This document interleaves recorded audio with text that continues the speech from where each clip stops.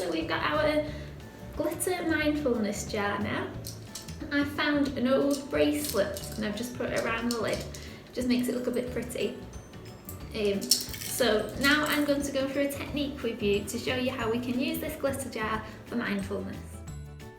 The jar is like our mind, and each colour of glitter represents something different in our mind.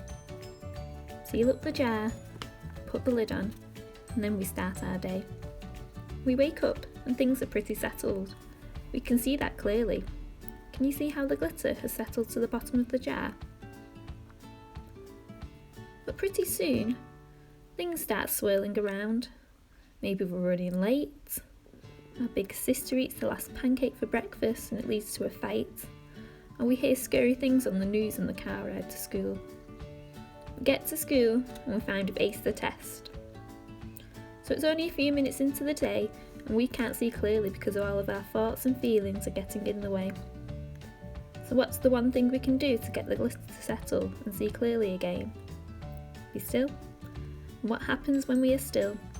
We can see clearly again. There's no way of rushing being still. We can't push all the glitter down to the bottom. We just have to watch and wait. No amount of effort will make it settle sooner. When things become clear, we'll know the wise next thing to do. In fact, that's one of the definitions of wisdom. Seeing things as they are and choosing how to act. While we wait, does the glitter go away? No, it stays at the bottom. Our thoughts and feelings are still in our minds, but they are no longer in the way, clouding our vision.